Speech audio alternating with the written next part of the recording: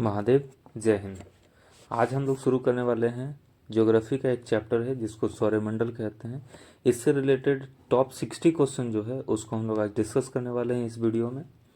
ये जो 60 क्वेश्चन है, ये 60 क्वेश्चन आपको बेसिकली 100 क्वेश्चन का फ़ायदा देगा, क्योंकि हर क्वेश्चन में कुछ ना कुछ जो डिस्कशन करने का बात होगा उसको हम लोग डिस्कशन करेंगे और इसका जो याद रखने का जो टेक्निक है उसके बारे में बात करेंगे। तो अब देर नहीं करते हैं, शुरू करते हैं हम अपना टॉपिक।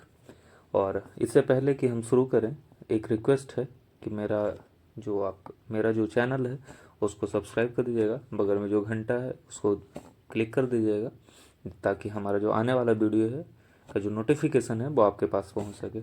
ठीक है, लेट्स स्टार्ट। सबसे पहला क्वेश्चन है, सौरमंडल में कुल कितने ग्रह हैं? तो सौरमंडल में टोटल 8 ग्रह हैं। सौरमंडल में टोटल पहले 9 ग्रह थे, 9 ग्रह से एक ग्रह को हटा दिया गया था।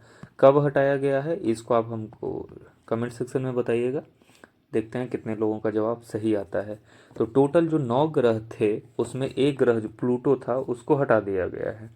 प्लूटो को हटाने के बाद जो टोटल 8 ग्रह हैं उनकी स्थिति जो है, सबसे पहले यहाँ पे बुध है, बुध के बाद शुक्र है, शुक्र के बाद हमारी पृथ्वी, पृथ्वी के बाद मंगल, मंगल के बाद यहाँ पे क्षुद्र ग्रह है, क्षुद्र ग्रह के बाद बृहस्पति का नंबर आता है, बृहस्पति के बाद शनि का नंबर आता है और शनि के बाद अरुण का नंबर आता है, फिर वरुण का आता है। डिस्कस ये तो हो गया इधर से। अगर इसको याद रखने का सबसे आसान सा तरीका है कि हमारा रविवार और सोमवार, ये जो सप्ताह के 7 दिन होते हैं, ये हमारा ग्रह नहीं होता है। बाकी जो दिन है वो सारा ग्रह होता है। कौन कौन सा है? तो मंगल, मंगल के बाद बुध, बुध के बाद बृहस्पति, बृहस्पति के बाद शुक्र, शुक्र के बाद शनि, शनि के बाद पृथ्वी, पृथ्वी के बाद अरुण और वरुण हमको याद रखना है। ये टोटल 8 ग्रह होते हैं। ठीक है, अगला क्वेश्चन है, किस आकाशीय पिंड को पृथ्वी का पुत्र कहा जाता है या पृथ्वी पुत्र कहा जाता है? तो चंद्रमा को। चंद्रमा को हम लोग चंदा मामा भी कहते हैं। आगे बात करते हैं, हैली धूमकेतु का जो आवर्त काल होता है वो कितने दिन का होता है? तो ये होता है 76 ईयर्स का, 76 ईयर्स का। अगला है, किस कारण ज्वार और भाटा आता है? तो ये सूर्य और चंद्रमा के अपकेंद्र और आकर्षण बल के कारण होता है। आगे बात करते हैं, सूर्य के सबसे निकट स्थित ग्रह कौन सा है? तो ये सूर्य के सबसे निकट जो है ये बुध है। अगला बात करते हैं कि उत्तरी गोलार्ध में सबसे बड़ा दिन कब होता है? उत्तरी गोलार्ध में सबसे बड़ा दिन 21 जून को होता है। उत्तरी गोलार्ध का मतलब क्या होता है? ये हमारी पृथ्वी होती है। पृथ्वी को ग्रीनविच जो लाइन जो होता है इसको हम लोग इसको काट देता है। काट देने के बाद जो ऊपर का हिस्सा होता है इसको हम लोग उत्तरी गोलार्ध कहते हैं, और दक्षिण नीचे का जो हिस्सा होता है उसको हम लोग दक्षिणी गोलार्ध कहते हैं। अगर भारत की स्थिति की बात की जाए तो हमारा ये क्या है, उत्तर और पूर्व दक्षिण गोलार्ध में हमारी भारत की स्थिति है। अगला जो है, दिन रात जो होता है किस तिथि को बराबर होता है? तो 21 मार्च और 22 सितंबर को हमारा दिन और रात दोनों बराबर होता है। इसको याद रखने का तरीका क्या है? 21 मार्च, 21 के बाद आता है 22, ये दोनों लगातार दिन हो गए। पहला जो होता है मार्च और दूसरा होता है सितंबर। मार्च और सितंबर के बीच में भी 6 महीने का फर्क होता है। अगला जो क्वेश्चन है, सूर्य के चारों ओर घूमने वाले पिंड को क्या कहते हैं? सूर्य के चारों तरफ जो घूमते हैं उसको ग्रह कहते हैं, और जो ग्रह के चारों तरफ घूमते हैं उसको हम लोग उपग्रह कहते हैं। तो हमारा जो सौरमंडल उसमें टोटल कितने ग्रह हैं? तो 8 ग्रह हैं। और हमारा जो पृथ्वी है इसके कितने ग्रह हैं? तो एक ग्रह है, और उसका नाम क्या है? तो चंद्रमा। अगला बात करते हैं, चंद्र ग्रहण कब लगता है? तो चंद्र ग्रहण हमेशा पूर्णिमा को लगता है, और सूर्य ग्रहण हमेशा कब लगता है? अमावस्या को लगता है।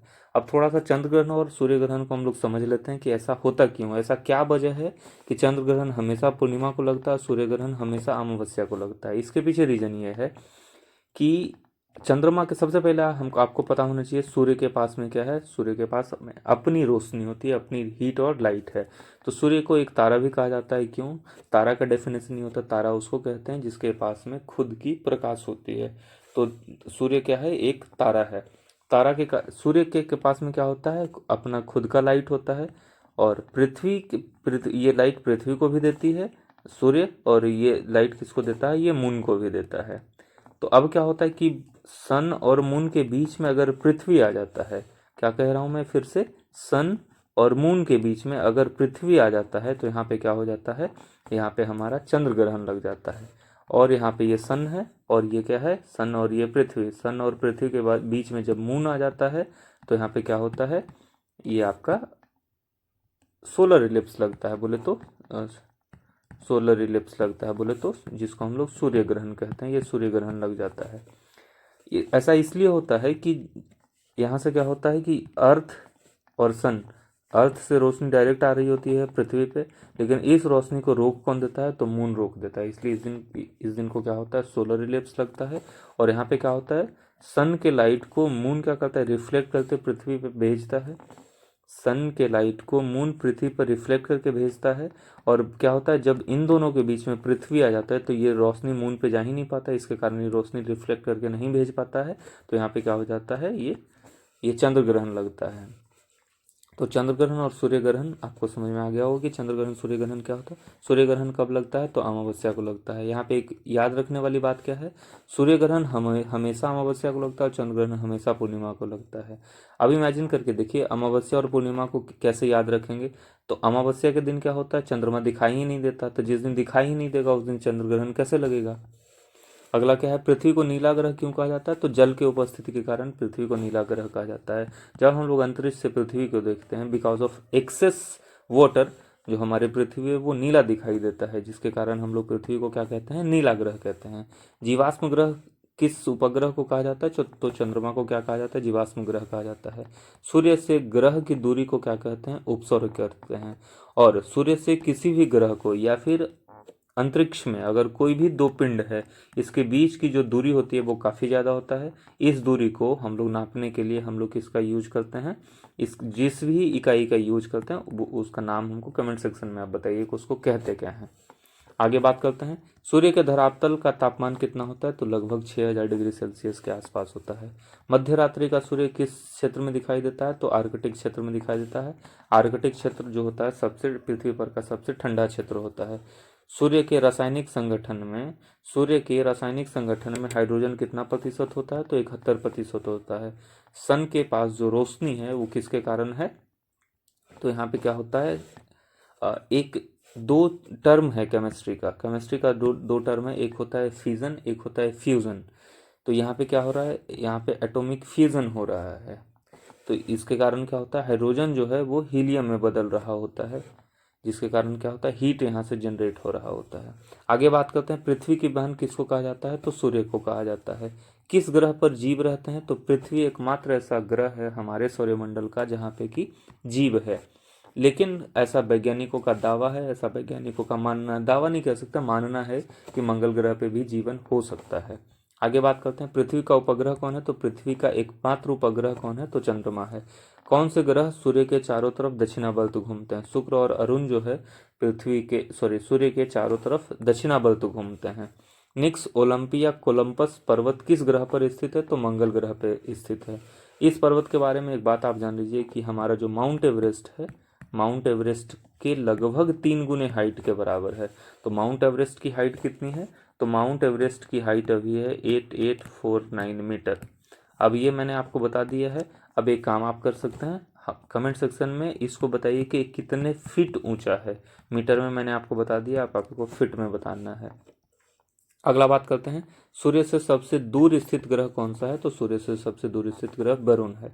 सूर्य का चक्कर सबसे कम समय में कौन सा ग्रह लगाता है, बुध। अभी मैंने बताया था कि सन के सबसे नज़दीक का ग्रह कौन है, बुध है। इसके कारण क्या होता है, ये चक्कर काफ़ी जल्दी लगा लेता है। सौरमंडल का सबसे बड़ा ग्रह कौन सा है, तो सबसे बड़ा ग्रह पृथ्वी ये बृहस्पति है। सौरमंडल का जन्मदाता किसको कहा जाता है, तो सूर्य को कहा जाता है। चंद्रमा क्या है, उपग्रह है। आगे बात करते हैं, पृथ्वी से चंद्रमा का कितना भाग देख सकते हैं, तो ये पृथ्वी का चंद्रमा का 59% भाग हम लोग देख सकते हैं।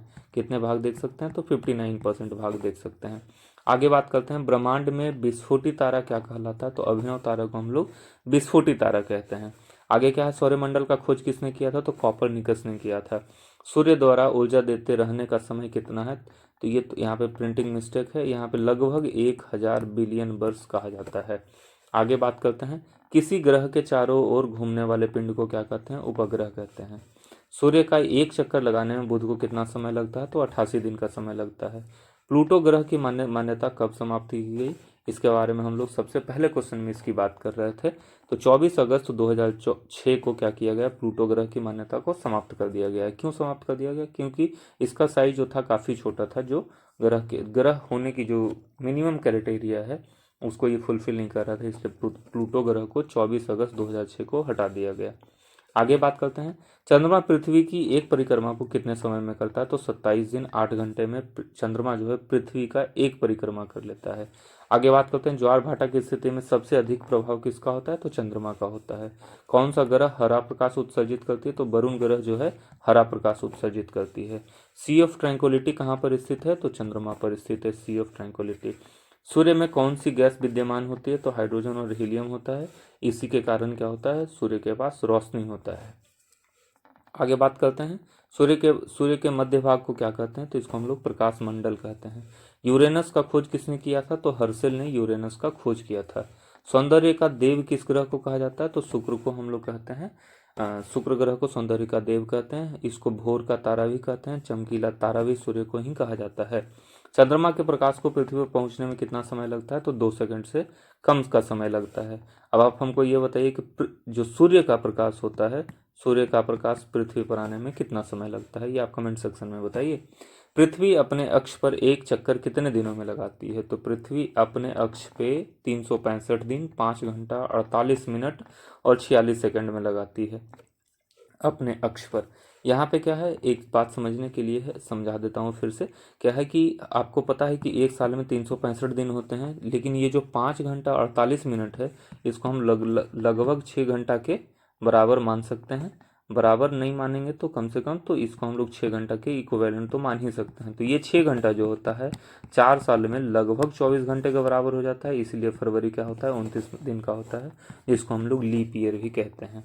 पृथ्वी अपने अक्ष पर किस दिशा में घूमती है? तो पृथ्वी अपने अक्ष पर पश्चिम से पूरब की ओर घूमती है, जिसके कारण क्या होता है? सूर्य हमको ऐसा ऐसा प्रतीत होता है, सूर्य पूरब में उगता है और पश्चिम में डूब रहा होता है। आगे बात करते हैं, रात व दिन होने का कारण क्या है? पृथ्वी अपने अक्ष पर घूमना, पृथ्वी का अपने अक्ष पे घूमना। इसका मतलब क्या है कि पृथ्वी जो अपने अक्ष पे घूमती है, इसके कारण क्या होता है? इसके कारण दिन और रात होता है।